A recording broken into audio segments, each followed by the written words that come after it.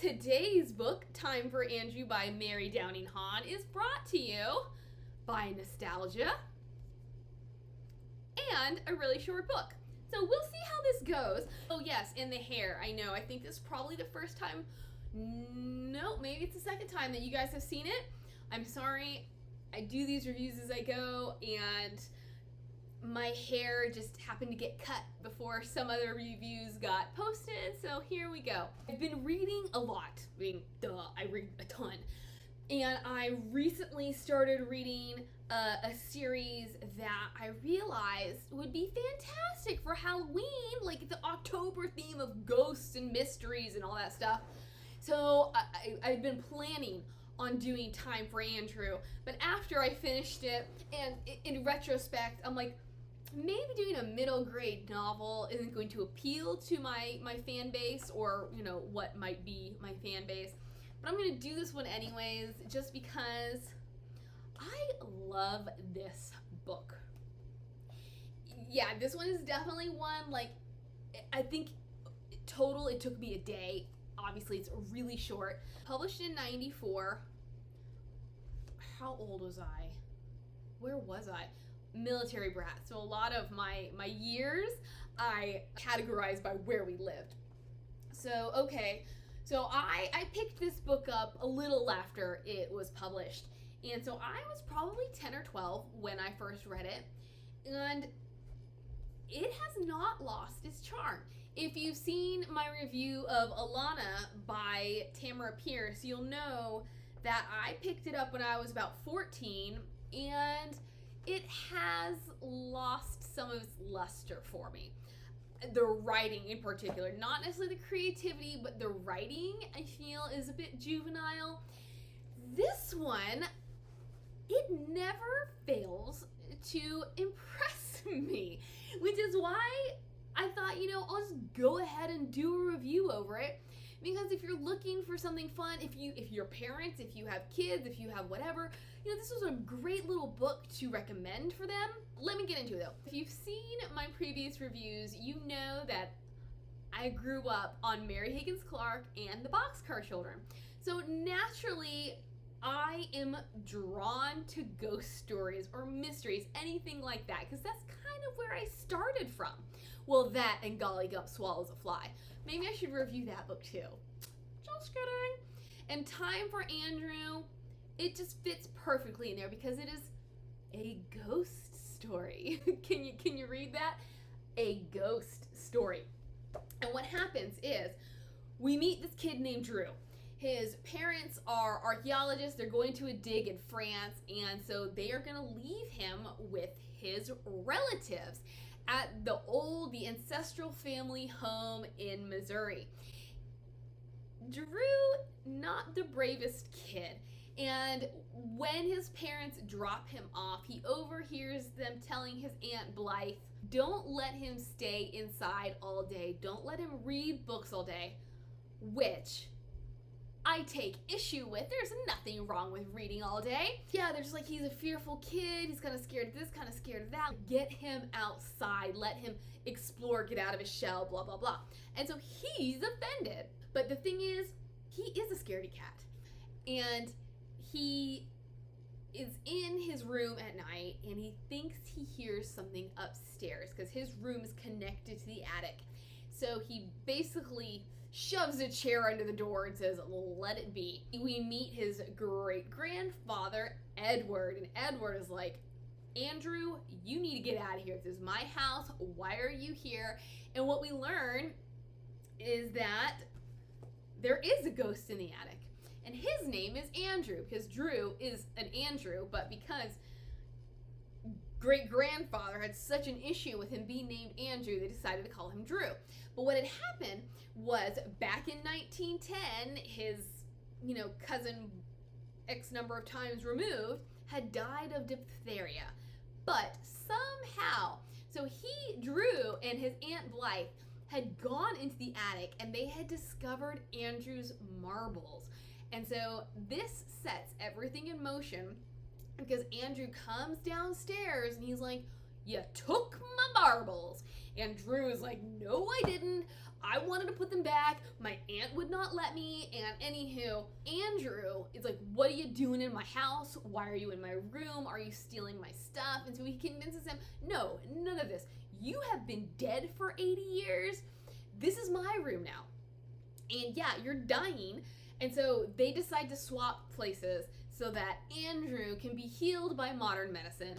Drew goes back in time and becomes part of the 1910 world. That means that he is now, because they look exactly alike, which my adult brain looks at this and says, so Drew's great-grandfather Edward is cousins with Andrew, which means that I don't know how to do that kind of family tree, but to me it doesn't make sense how they could look exactly alike, since Drew is not a direct descendant of Andrew. He is direct descendant of Andrew's father's brother. Anyways, they look exactly the same, so they're able to fool people. But being in Andrew's timeline means now he has to pretend to be the brother to Hannah and to Theo, and have all these scuffles with Edward. And Andrew is the exact opposite of Drew. So I really loved how throughout this book he had to learn to be brave. All those things his parents wanted for him, he figured out how to be. Drew is just like, dude, Andrew, you're better now. I want to come home. And Andrew's like, why would I want to switch places with you? It's so much better here. So they decide that every night they're going to play for it, which means it's called ringer. So you set up your marbles and you have to knock out a certain number, and whoever does it first wins. And yeah, obviously Drew can't play marbles. I don't know how many of you have learned marbles, but it is a lost art. So it takes him essentially the whole summer. Spoiler, he obviously does it. He's able to come home.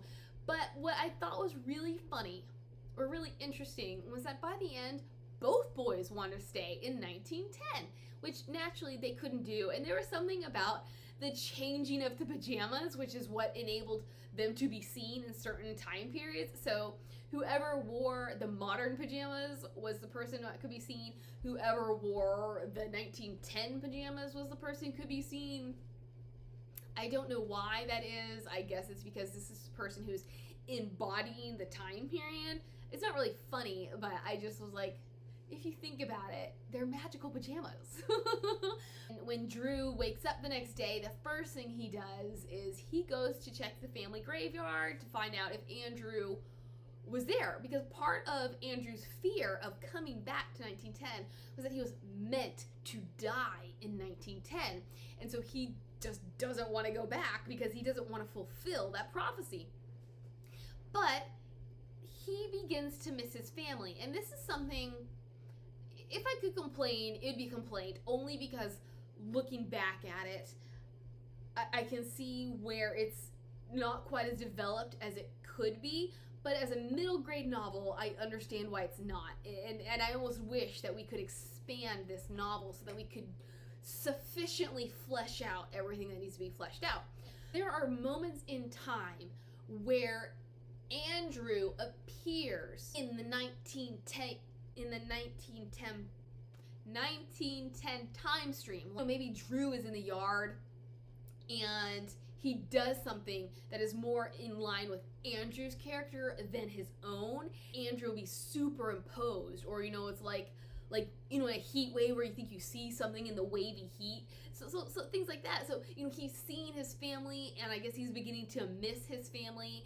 And so now they're both like, well, we want to stay in 1910. Anyways, Drew gets out of bed and he goes to see if he can find Andrew's headstone, and he can't.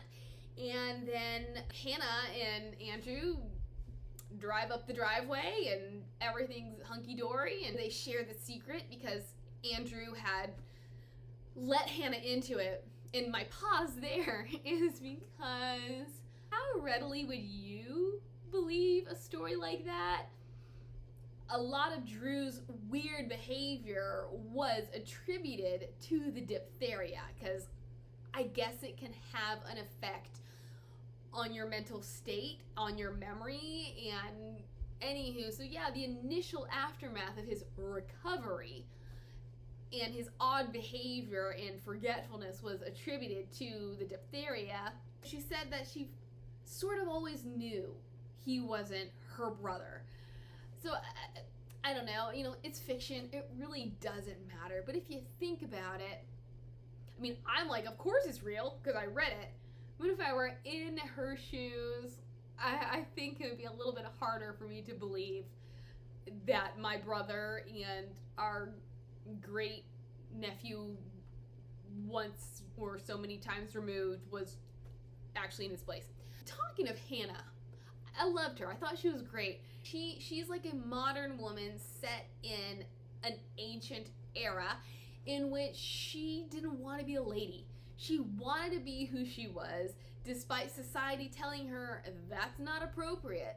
But what bothered me, and I don't think this would have bothered me if I were not an adult, is Drew is infatuated with her. Like, if you really think about it, he is infatuated with her.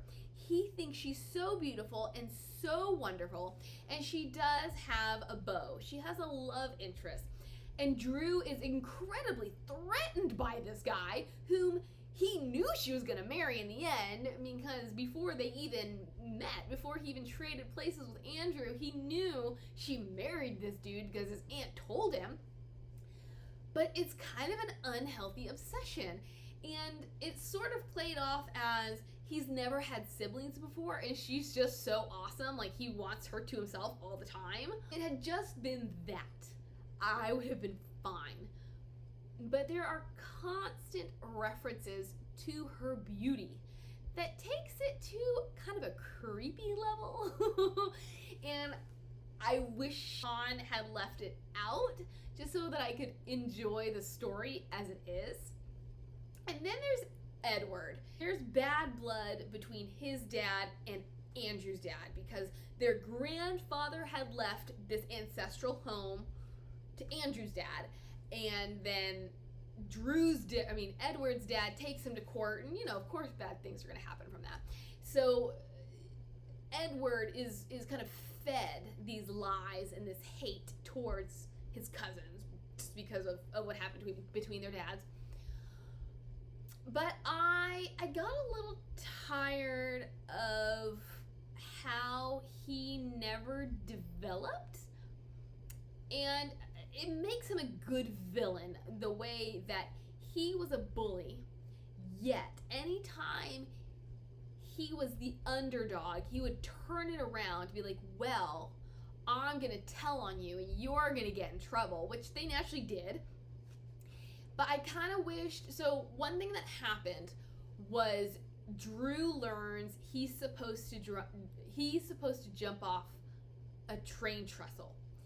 And, he's a scaredy cat. He's like, I can't even jump off the high dive into a pool. How am I supposed to jump off of this 20-foot high train trestle into a river populated by rocks? Short little story here. Heights are not my thing.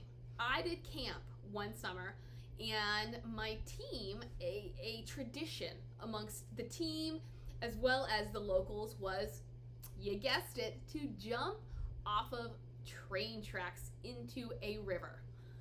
Your girl here said, I think not, but I'm gonna try it anyways because it's just heights. What's the worst that can happen? And I literally said that to one of my teammates because she was like, I just don't know if we should do it. And I said, no one's ever gotten hurt before. Do we see where this is going? I jumped off of this bridge, hit the water, and I broke both of my wrists. So I'm seeing where Drew is coming from here. You have no clue what's gonna happen to you when you hit that water.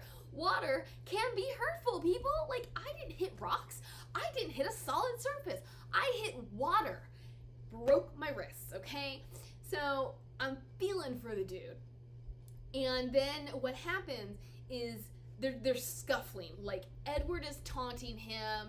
He and then Andrew / Drew's brother Theo plus Drew, they're all kind of getting into it.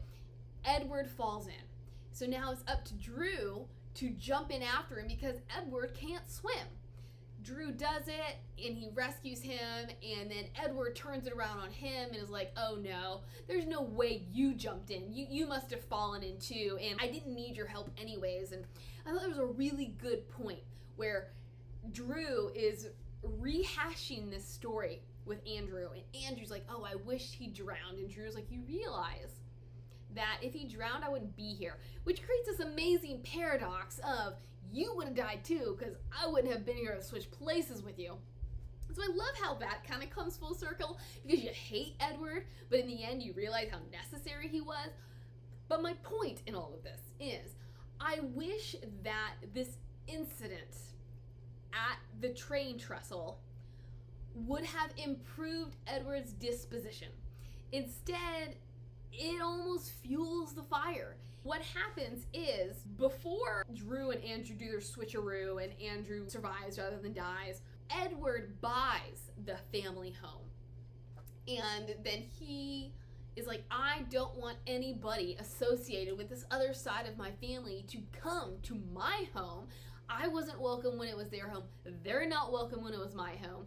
And so yeah, so he's bought it beforehand, and even though Andrew survives, he is still the owner of it, and he's just like, I still don't want you here. And I wish that it had gone another way. That maybe, like, they didn't have to be best pals or anything, but maybe he could have been a bit softer towards them. But old men and their grudges, right? Young women and their grudges. What am I talking about? Grudges are grudges, and it's really hard to get rid of them. Another problem that occurred to me, or not even a problem, just a little note that occurred to me when I was reading this, which I wish the book could have been longer so we could have explored that a little bit more, is the boys begin to lose the memories of their own time. Drew can't remember his parents' names, can't remember what they look like. When he meets up with Andrew in the attic, Andrew is wearing rocket ship pajamas. He's like, what is that on your pajamas? Andrew can't remember lyrics to certain songs. I wanted to know why that happened, or even why Andrew would sometimes show up in 1910. Like, what is this magic, this witchcraftery that enables all of this to happen? Because there are many times where Drew starts to question who he is. Is he Drew or is he Andrew? And so it goes from a boy's growth to, is he actually turning into somebody else? It's ambiguous at best. As a 12-year-old through, whatever age, it never occurred to me, and it's not a big deal. But as somebody who I'm so analytical, particularly at this point in my life, I do want to know, where is this coming from? It's almost like Hahn wanted a ghost story, so she created a ghost story, but didn't think it all the way through. Obviously, we didn't have the time for that in this novel, but if it had been larger, if this were a YA novel, I think it could have made it even better because we could have explored all of that. I love the dynamic of the past versus the present. I loved seeing how simple things were, the things that we took for granted. I enjoyed being in the 1910s for a majority of this novel. I thought it was just, especially because that was my childhood. We didn't have technology when I was a kid. We may have had a family computer. We barely had a family cell phone. See, we had a Nintendo, a Sega, we had Game Gear, we had Game Boys. That was kind of the extent. We think there was a Super Nintendo around when I was 12. I think we got a Super Nintendo, and then we got a Nintendo 64. So it was just real old school, and it was kind of this thing where you could play on your device, or you could watch X amount of TV, and the rest of the time you're running around. Your parents didn't even know where you were half the time. So I think that's why I connect to this so much, especially now, is because we have become so advanced and so attached to our screens, that we've lost the art of living. So much of social media is pretending to be somebody we're not, to just reconnect with nature and to just enjoy our imaginations, get the feels from it. Yeah, there we go. I'm just gonna leave it there because there's no need to keep going. That's that. I hope you enjoyed this one. If you have any childhood favorites, let me know. I'll see you later, alligator.